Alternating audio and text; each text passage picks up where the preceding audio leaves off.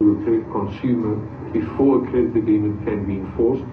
The National Credit Act also created the right of debt counselling for consumers.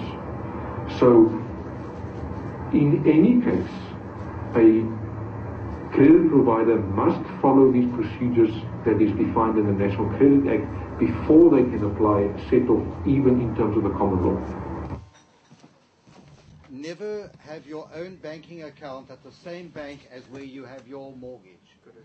At the moment you get the mortgage, take all your banking, don't close your bank account, you don't tell them, just empty your bank account and move it to another bank. They're equally bad, but don't have it at the same bank. And another thing is create a separate account for all debit orders. And just make sure the funds are there to meet those debit orders every month. Agreed. Well, that's an also interesting thing. You mentioned debit orders. Have you ever tried to stop a debit order? It's so easy these days. I've done it. And it's just phone to the bank and I've told the guy on the phone, stop it. And the other day he reversed my whole thing to SARS. For a loan agreement, though? No, this is for normal debit orders. Try it for a loan agreement. Yeah. The banks will happily stop debit orders from third parties. Yeah, no, but try get it. Have you tried to stop it for a credit card debt or anything, or a home loan? They want first right of cash at the end of the month, obviously, especially with all these schemes. Now you can imagine what it would do if they were late on their investor obligations by a few days. What that would do. So anyway, starting to speculate a bit more, but we're starting to see what's starting to happen now. They're literally taking money out of your bank account. Did you know it's a legal principle in this country that your money doesn't belong to you? Your money doesn't belong to you, even if it's in the bank. The bank actually owns the money.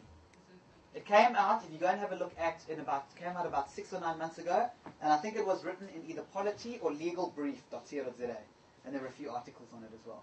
But yeah, in the same way, I know the Standard Bank has been quite good. It's good for me, but if I have a debit order or there was some transaction which I didn't agree with, I just pick up the phone and they'll say, hey guys, I don't like this transaction, it's wrong. And they'll actually happily reverse it. So when they're doing that, they're taking it out of the other person's account without their authority and putting it back in my account without me even signing a document. It's a fair point, eh? And again, yeah, I mean, you don't know what's going on. And debit orders have always been a bit of an issue and everything. I just want to keep it with regards to the banks. Yeah. Almost impossible to stop a debit order. It took me 4 months to actually stop my debit order with Standard Bank for my loan. Okay. They do everything they can to make sure that those obligations are met. Everything. It's hectic. And that's why I don't know if you guys have ever been phoned. I went through this deliberately. I deliberately stopped paying my bond to see what would happen. Goodness gracious, the phone calls that start coming in.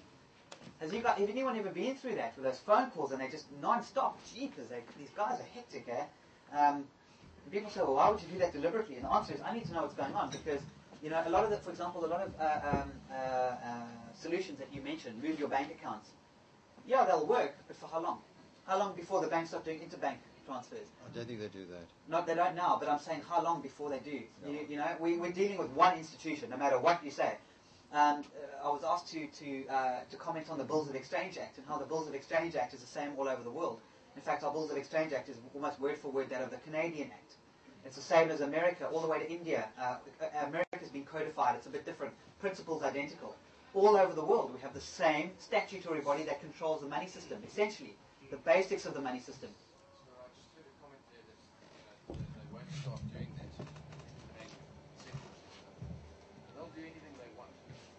SARS now, I think it's coming in the next few weeks. You're going to have the right to enter your home, your premises, search and seize anything they want without any permission from anyone. The only body in the country that's going to be able to do that. SARS. Now I want to tell you something interesting about SARS. Not a search warrant, nothing. They'll just come in and they'll just take stuff. Yeah, if you guys are familiar with America, with the IRS, have you guys seen those documentaries on how that there's absolutely no law in America that says you have to pay income tax? Yeah. The whole IRS is essentially a fraudulent institution. Yeah. There's no law in America that says you have to pay income tax. Every cent of income tax that gets collected goes off to pay the interest on their debt to the Federal Reserve. Where did the Federal Reserve get money from? It was created by a group of people on Jekyll Island deciding how they want to control places. Now, again, I don't want to go into the conspiracy stuff. I'm just telling you about. I'll stop when it comes to the when the research is there. But that's what is essentially happening. There's no law that says you have to pay income tax in America, and all the money goes off to pay the interest on their debt. which was created out of nothing in the first place. That is freaky. Hectic stuff, eh? This is what we're dealing with. And now, as you say, SARS can now come in. They're about to pass a law that says SARS can walk into your house and essentially do whatever they want on a collection of a debt. And remember, you pay first and ask questions later when it comes to SARS. Yeah? I think on the American issue was that the law was passed, but indeed the two-thirds states don't. That's what never happened on the income tax law Okay. on the Federal Reserve. The law is there, but it was never ratified by the appropriate constitutional method. Okay, thank you for pointing that out. I appreciate that. In fact, it's not even the fact that the law was never passed that is as intriguing as how all the money, where it gets used to pay for, in terms of the interest on the debts. I find that just fascinating. And we just wonder how much of our money gets used to pay off debt that was created fictitiously in the first case. I don't know if anyone can answer that question. I haven't been able to answer that question. But it starts to, you've really got to start wondering why we're slaving away. All right. If a bank employee dispenses with an affidavit, it is a legal requirement that the directors of that bank first dispense with a special resolution granting permission for that employee to make such an affidavit. This rule is currently being circumvented. Somehow, half-hearted affidavits made by just about anyone in the bank are being successfully used to obtain judgments and foreclosures. I want to bring this because somehow these guys have been able to, the court system just stamps these things. Up until about a year ago, there was a Elsie Gondwana case where a lady lost her house because she owed 6,000 rand on it, and they came and foreclosed her property. Were taken to the Constitutional Court, and the Constitutional Court said this is absolutely nonsense. Because what they basically said was that a foreclosure did not even have to go to a High Court judge. It only had to go to a registrar. In other words, the registrar could look at the paperwork, debt, default, affidavit from a bank, cool, foreclosure, done. I've got a real live example of that with Nedbank. The one particular property development company we had, they valued, when they advanced the loan in the first place, they valued this property at 300 million. And after that, we went and put 250 million rands worth of infrastructure in. And we paid their particular debt down to 50 million. And they brought an affidavit in, signed by one of the Nedbank employees, and a Nedbank valuer valuing the property at 42 million. And on that basis, they liquidated us. Hectic, eh? And it goes way deeper than that. There are stories. Nedbank valuer. Yeah. In their own internal department. Yes, that's right. And the judge accepts that. Yes, the judges will accept. Remember, an attorney's word is gospel, eh? Attorney's word is an attorney's word. And those affidavits are everything in law. Those affidavits stand for a huge amount. But again, they have to have, the bank has to authorize a special resolution. According to our research, specifically, there was a government gazette notice. They have to, the bank's directors have to allow that person to dispense with an affidavit. And you need an affidavit to do a foreclosure. But they're not doing that, so they're circumventing that as well. But now what's very interesting is suddenly property valuations have doubled recently. Have you noticed that?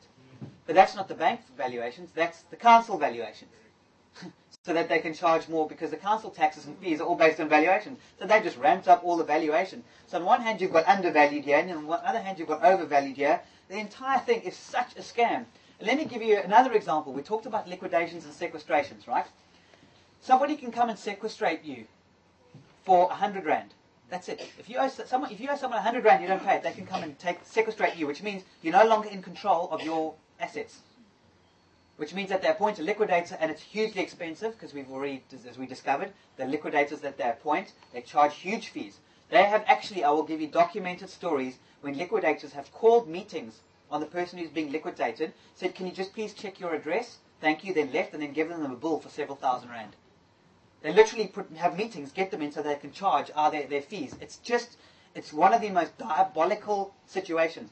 So you can actually get sequestrated without you knowing about it in a hostile sequestration. But on the other hand, you can go to court and voluntarily ask the court to sequestrate you. And sometimes they say no. Because you can pay your debts. They think. The court says, "No, I'm not letting you sequestrate. Yes, you owe a lot of money, but I'm not letting you sequestrate now to get out of all this debt. You must not be sequestrated, and you must make a plan to pay it off." So on one hand, you've got people coming, begging to be sequestrated, and the court says, "No, I'm not going to sequestrate you." On the other hand, they're just liquidating people left, right, and centre who don't want to be liquidated.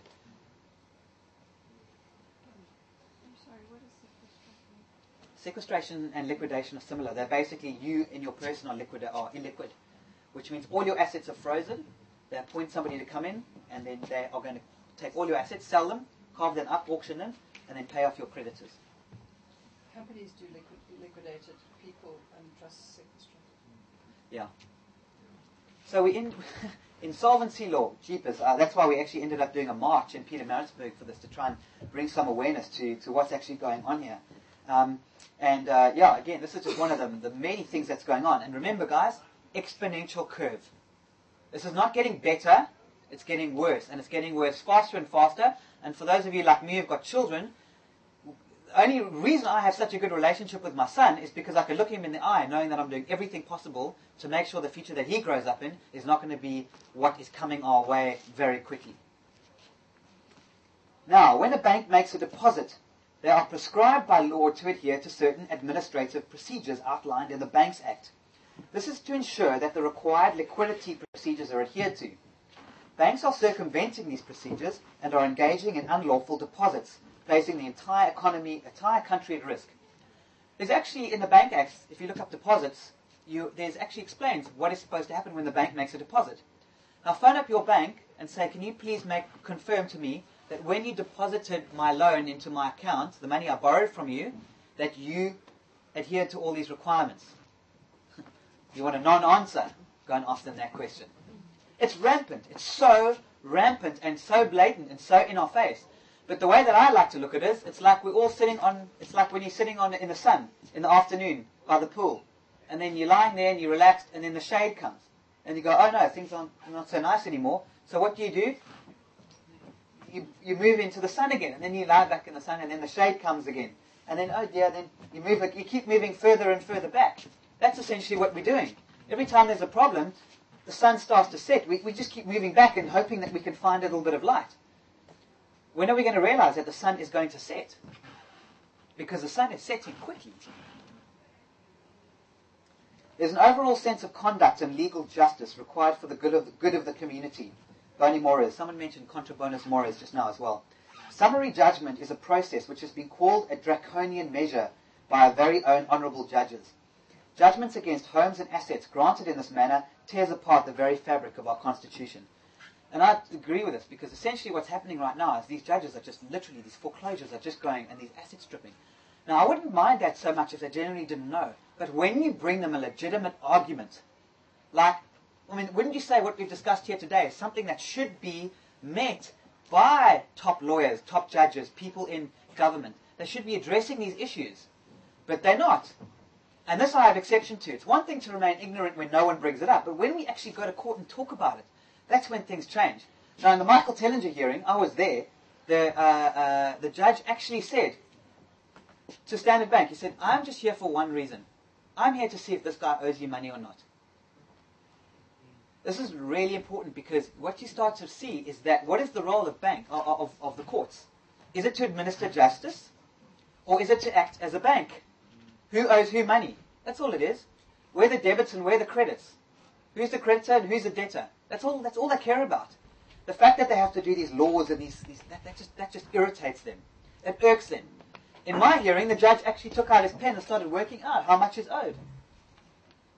And if you consider that judges sit on the bench, and my understanding of the word bench originates from the Italian word meaning banca, because the merchant bankers used to sit on a bench where they originate from the original goldsmiths and the metal workers. Remember, they used to sit on a bench. My girlfriend does jewelry. She actually, that's what she calls. She sits on the bench. She's got her emails that she sends out from the bench. That's where it comes from. The goldsmiths, because they had the money. And what would happen, if a merchant banker on his bench was a bit naughty, they would take him into the middle of the square in the market, and they would smash his bench up. And that was known as bankrupt, where the word bankrupt comes from. So we start to look at what's happening, and we start to think, jeepers, the judges are there for a reason. They're just there to see who owes who money. We're not getting the actual justice that we look for. So Mandela came along and he did the most wonderful thing in the world. He created an incredibly powerful constitution, and he created a constitutional court. which you can't even access unless you've got $1 million in your bank account, unless you're lucky. So we talk about this access to justice and the expense that it's going. But the point is, how are you going to affect? Guys, it costs you. You can't even get an advocate to stand up in court and represent you for less than 10 or 20 grand. Never mind all the rest of how are people going to defend their assets? And when you do go and you take this argument to court, they just ignore it. There is a legal principle in our court called locus standi, which means you have to have legal standing. That's what it means, legal standing. Advocate Blackbeard says if the note has been securitized, the bank has no legal standing. They can't take your assets anymore. That should be a fundamentally basic principle and a fundamental basic argument in court. But the judges are sitting and going, but you got a house, you got a home, you got the benefit from it. You got it. So what's the problem? You have an obligation. They keep going back to that obligation. Now I've learned something very interesting. What the judges are trying to do, or maybe not trying to do, but essentially what's happening is we are ratifying the fact that there's a debt. In other words, what happens is this. Right now as it stands, there's no debt, right? But in the original agreement, a lot of them, they get you to sign an acknowledgement of debt. But why? So what happens now, if you've got an issue with that, but you go to court, and then the judge, and you acknowledge in court that there's a debt, you've immediately acknowledged the fact that there's a debt, and now they can take judgment because you said it there and then. It's very difficult to explain. Let me give you another example. Sheriff arrives at your house and says, listen, I'm from Standard Bank, I've come to take your vehicle away. And you go, what do you mean? What are you talking about? You're late on your payments, aren't you? Yes, I am, but I'm sorry, I wanted to organize. No, but I'm here to take your vehicle away. Please sign here. What are you acknowledging? You're acknowledging the debt, you're acknowledging that you just acknowledge everything. You've just ratified everything that the bank has now asserted. So you've agreed to it. And this trick gets played over and over again. They used to send out fake summonses to generate debts. Summons, but then they would have in brackets something, not a real summons, or for demonstration purposes only or something. Literally, they used to do that. I'm hoping they've stopped that practice now at least. But what's happening is they're attempting to get you to ratify and agree to it. Because as soon as you agree, and as soon as you consent to something, that's where the contract is. So, quick sale is another example. They come to your house and they say, listen, why don't you let's put your house, we'll do a quick sale. We'll sell the house first. You don't have to go to court, blah, blah, blah, blah, blah. But sign this document here and we'll do what we can. And then whatever's left, and we'll sure get a higher price than if it was auctioned.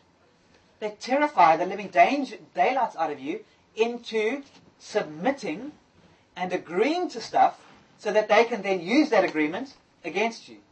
Why do they bother when the judge is not going to take any notice? They're just going to say, did you get money for your house? You did, so that's it. Because it's an industry. She's asking, why do they bother? I mean, if the judges are going to foreclose it anyway. It's a fairly lengthy process. It's expensive for the banks. But remember, there's so many little fringe industries that make money from foreclosures and assets, sheriff's offices, sub-sheriff's offices, auction houses, all that sort of thing. There's all these fringe benefits, fringe companies that make a lot of money out of this. And it's very difficult for them to change. Because if this industry starts slowing down, they start slowing down. That's why debt counselors have... Do we have any debt counselors here? By any chance? No. One. We've got someone over there. I'm sure you can vouch for the fact. I mean... No, I was actually chatting to Linda about it on lunchtime, that we don't actually get... We've got a division that does it. But what we do is the bank will write off a debt, say of 5 million. We will buy it for 500,000 rand. And then obviously phone the people for the debt, pay the bank back, and we get a percentage. So it's okay. Now, my understanding of that process as well is, let's say it's a prescribed debt, but you still get them to admit to the debt. Then you'll cash in on that, won't you? Do you hear what I just said there? Basically, if there's a prescribed debt that's more than several years old, they can't technically collect on it unless you agree to it. So it's like TV licenses. That's my favorite. Sorry, Scott, yeah? I think more importantly on that point, what they say to you is, you have a debt of 500,000, of 500 rand, for example. They don't tell you it's over 3 years, so it's prescribed. And then they say, just send us a little bit of money to pay it off. And the moment you make even a 1 rand payment against that 500 rands, the whole cycle starts again. So never ever make a Small part payment. Again, this is how we take our good nature gets taken advantage of. Again, because you've ratified it. If you pay even a small amount, if they say you owe 500 Rand and you pay 20 Rand, you've just ratified. You've agreed that there's a debt now. And now, bang, you've got an acknowledgement. And the moment you've got a debt, you can get judgments. And the moment you've got judgments, you can get costs, and it just goes through the roof. In the back there?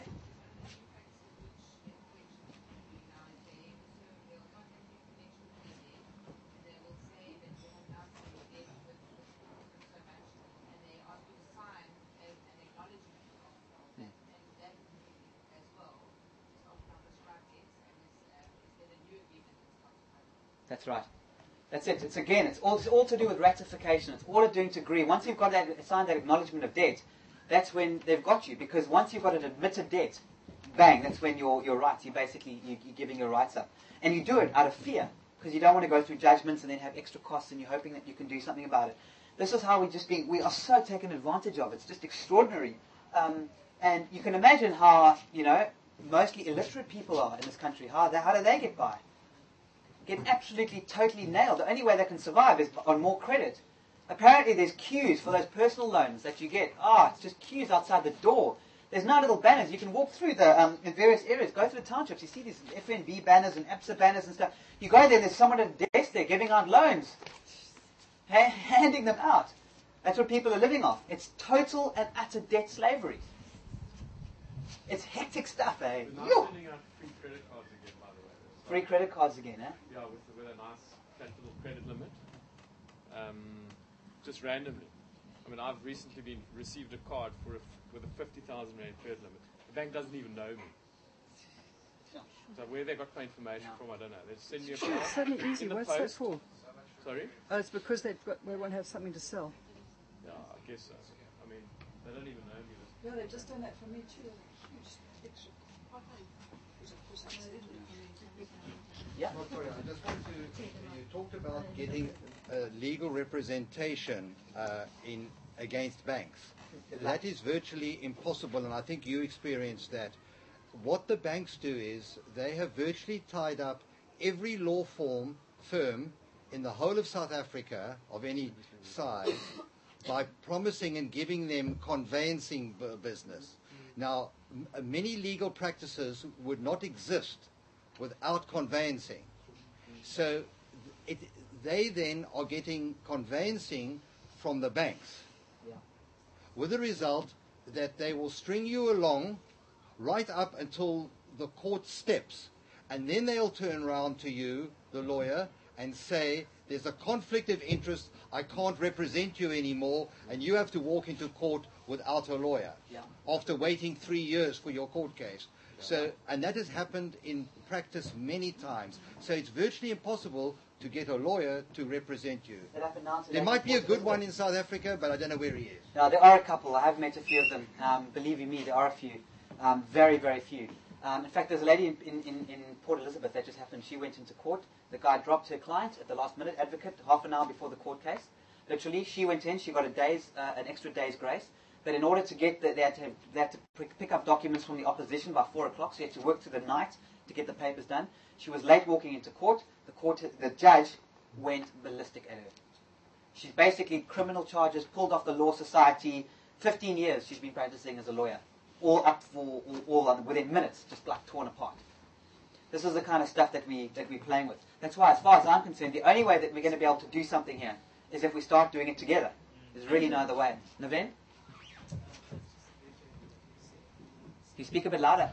So it's WhatsApp, Buchanan voice, typical example. As well as What is, sorry? Smith Tabata Buchanan voice. Yeah, yes, man. The directors, the executive directors, Martin Shearer, Pearson, all these guys, the executive team was found guilty in the High Court of accepting conveyancing work from handrolling and SEEF and all of that. All they get is one guy takes the fall, who's Andre Beringer, and Snifford is a consultant. They still get all the work from the banks, and the rest of them get suspended sentences. Yes, that top law firm which still carries on practicing. It's like immunity. Yeah. I think justice for the wickedly, as far as civil matters are concerned, in terms of money, we've seen it happen overseas with international markets. I mean, come on, guys. How many of you guys know about MF Global? That fiasco. MF Global it's not really a bank, it's a trading house, but it might as well have been essentially operated in many ways like a bank. They lost billions. Their investors' money just went ching, and they're really depositors' monies, but for want of a better term, investors' money, gone. Wiped into thin air. People woke up morning and their money was vanished. It had gone. And it was proven that it was stolen. And if you listen to Max Kaiser, then he'll tell you exactly where he goes ballistic over these guys. He hates them so much. He used to be one of them, and it's interesting. He'll talk about this now very openly. And literally, wake up in the morning and your money's gone out of your bank account. Several billion. I can't remember the exact figure now, but there were several billion. That was about a year ago. It's happening more and more now. Yeah?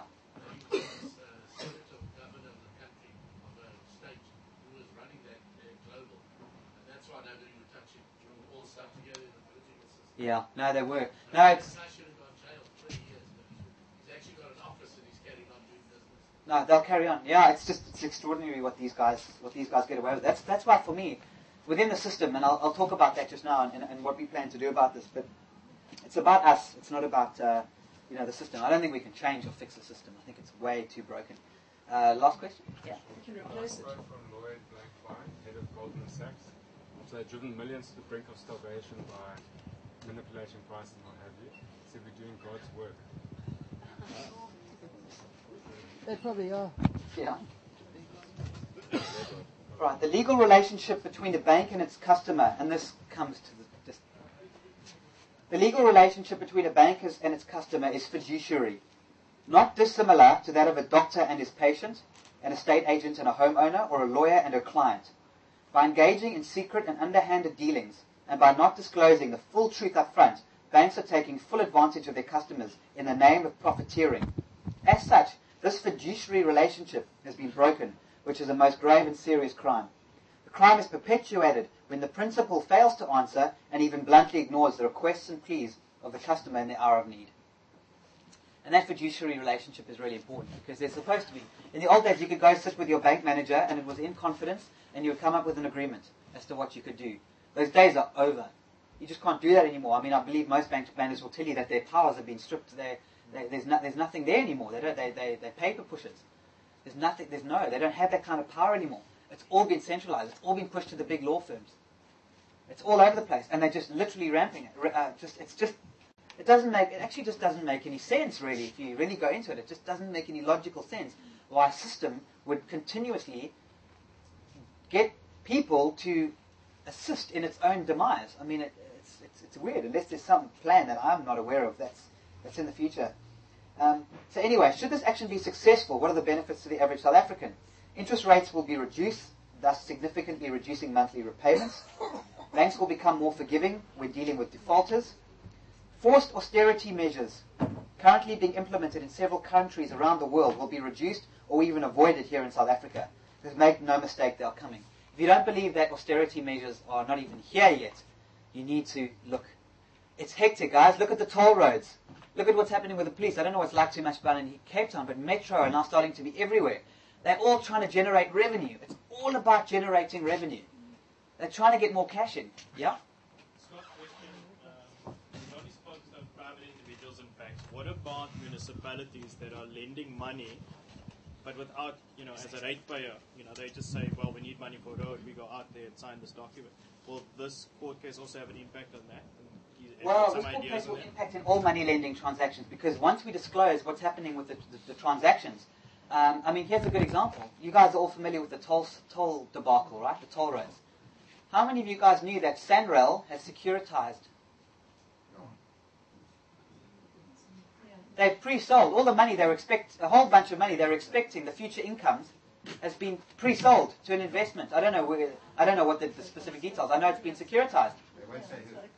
They won't say who. I doubt you find out. They won't even say all this big debacle about Sanrail and the tolls, and the whole thing's been securitized. They've already taken a whole bunch of money because they've pre-sold the future income. If there's a problem, can you imagine? Those investors are going to be mighty, mighty upset. Whoever they may be. There's a huge problem. The interesting thing is we're going to discover that those investors are us. Financial cannibalism, which I told you about earlier. Here we are discovering that it's not a real fish. And what are we going to do about it? Then we realize that we're actually eating the fish food. That's not real either. We're feeding off our own... The lie itself is perpetuating itself. But Scott, isn't it the system is feeding off itself? Anyway, because we are working, putting money into the system, which is like kind of being fed. Yes, eventually the system is feeding off itself, and eventually there's going to be nothing. Correct. That's right. That's exactly what's happening. As we give it more energy and more money and more salary and more labor, it just gets leveraged and it becomes bigger, and then it comes back and hits us much harder, or our children much harder. And then you've got nothing more to give. Then who's going to be feeding it again? So the thing must die. Exactly. Well, that's interesting, and that's where you'll hear all about these technologies and microchipping and all that sort of stuff, because then eventually we just become like zombie robots. But I don't know what other solution, as far as the system is concerned, to do that, because I can't. I mean, luckily the internet is around. If the internet wasn't around, we would be clueless, absolutely clueless. So what I want to show you now is a little interesting little clip on bonds, because I think it's right. Yeah, exactly. That's why their bond yields are fluctuating. But what will happen now is I want to show you a little bit about how bonds work, because I think it's also important.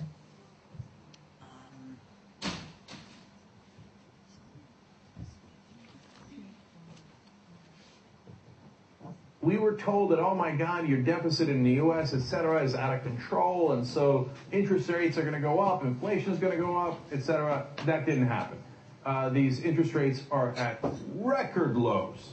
So let me show you where the 10-year bond yield is right now. We've got in the U.S., it's at 1.62, which is, as I said, record low. Last time that it was at that level was in March of 1946. Unbelievable. UK, as you can see, is at 1.64. Germany at 1.26. Denmark at a stunningly low 1.09%. So that's all good news. It would appear, because it seems like, well, you're not going to have as much problem paying off your debt if your bond yield is this low. But here comes the problem. Just remember that those percentages that he's talking about there are what the people are good for. So if the bond, if it's, it's they're good for it, or, and it's all to do with risk and stuff, but eventually what they're saying is they're going, okay, I think we'll be able to get this percentage out of the people. What particular year was this from? I think this is recent, eh? Yeah. Yeah. People are so worried that there is going to be a giant economic crash that they are now storing their money in places where they're not even expecting any return. Now, you would never do that under normal circumstances. Now, let's say you had $1 million. Don't you want to earn a little bit of money on that $1 million? I mean, of course, everybody does, right? You want to earn 5%, 10%, whatever it is. Here's the interesting part. In Germany, the 2-year bond yield is at 0%. Okay, now, do you know what that means? That means zero is unbelievable. I've never seen zero in my entire life. That means that people are saying to Germany, here, hold my money, and then just give it back to me later. It's the equivalent of putting it under your mattress. Germany has become the world's mattress, okay? Now, you would never do that unless you thought, oh my God, I might lose all of my money if I keep it anywhere else. Not getting an interest rate, not getting a return, forget that. I don't need a profit. Just make sure that my money doesn't go away. Now, really rich folks do that if, and only if, they think that there is a significant chance that their money is going to go away under any other circumstance. Now, how would their money go away? Only in a crash so gigantic that every other possible place that you invest your money goes under and goes, oh, sorry, we couldn't return your money. I can't even comprehend a crash that large. The bond yield, 2-year bond yield in Germany is at 0%. I've never heard of it. All right, but it gets scarier. You ready for this? Gary Jenkins, head of Swordfish Research, says, quote, they are extreme levels because we are in an extremely perilous situation. People just want to put their money somewhere where they think they will get it back. People may soon be paying Germany or the U.S. to look after their money. Can you imagine So the way that would work is, I'm positive if I put my money anywhere, it's going to go under and I'm going to lose it. So I will pay Germany or I will pay the United States to keep my money. Here's $100. You take $1, give me $99 back 2 years from now. Never seen it in my lifetime. Never even thought about it. Didn't even realize it was possible. Okay? But they're worried about keeping it under their mattress. That's how bad it is. Okay. I can't remember what his name is. But don't worry. Everything is fine. Listen to that little voice next to you. He said no country went bankrupt. I thought Iceland went bankrupt. Iceland. No, Iceland is a very interesting story. They decided don't put private debt onto a public balance sheet. They're fine. They've got the fastest growing economy in the world, one of the fastest growing economies. They've recovered. They're shining light in terms of because they reneged on all their debt. Yeah, essentially, yeah. Well, they said the public's not going to look out. To the bank. This whole concept of a bailout. I mean. Yeah, they didn't accept that, but they were bankrupt. I mean, in that sense. Yes, they were, because Iceland was they didn't honour their debt. That's basically what it was. Challenge to counter argue what I've said here today. Please, I mean, I'm here. Try and counter it. That's why I say, do this yourself. Ask your bank. If your banks aren't going to answer you, who will? Get some straight answers. Currently, the banks are ruling the courts, and that has got to change. There'll be a more competitive choice when loaning money or purchasing a home, as banks will be disallowed to act outside the competition legislation. Secrecy in dealing with clients' money and loan agreements. Remember, that's what they're doing. If they're trading on our loan agreements, you think you're only paying R1,000 a month back for a loan, but because of the leverage, that R1,000 a month has probably created many multiple times that in the markets themselves. Which means that and lots of people are making commission and fees along the way. Which means if you stop paying your loan, it affects much more than you think it is. You think you're just stopping to pay a loan. Actual fact, you're causing chaos in the system. Absolute chaos. That's why they come down on you so quickly. It's ludicrous. It's so one-sided. It is so extraordinarily one-sided. And like we said before, the investors are covered by credit default swaps. So if you stop paying, an insurance policy pays them out. Like you said just now, the bank has already been paid, the investors have already been paid, and they still come after your house. That's nonsense. And it's all because we don't know what's going on, and because the people that are supposed to be doing the watchdogs are not doing anything about it. We've had meetings with all of them. We've had meetings with Clive Pillay, you saw him earlier from the banking ombudsman. We've chatted to all of them. Clive Pillay turned around and he sent us a mail, says, I'm not dealing with you, I'm not talking to your organisation anymore. He said, no, because you're planning on a lawsuit against the banks, I'm not dealing with you anymore. Our communication is terminated. We had a meeting with him, and he said specifically, I see absolutely no reason why you can't trace your security. Where is it if your loan's been securitized? We even recorded the conversation, so we still have it. He even said that. So when we started pressing him on it, he goes, no, I'm not talking to you anymore because you're planning to sue the banks. It's just unbelievable. Transparency shall prevail, and people will know the inner workings of the banking system once and for all. And finally, additional stock options could be available, whereby the client can elect to purchase back or extend its borrowings on the open market or through securitization packages. This alternative form of financing will greatly help prevent the assets from being taken away. The point is this: if you go into default, there are many alternative options for you that could theoretically arise as a result of what the banks are doing. None of it is shared with you. None of it. And it's because it's been so secret for so long, as soon as one of those things gets exposed, it's going to have a domino effect on everything else. That's what we're currently dealing with in the financial system. Remember, when we saw that whole contagion, confidence falls and things start to go horribly wrong. And it's not like we don't have any shortage of examples of what hyperinflation is like, what it was like during the Depression of the 1920s. There's hectic stuff coming, guys. There really is. All right, just to finish off on this section, I'm going to finish off with talking a little bit about the global markets and what's happening internationally and why this affects us. So I'm going to show you what's actually going on in Europe at the moment.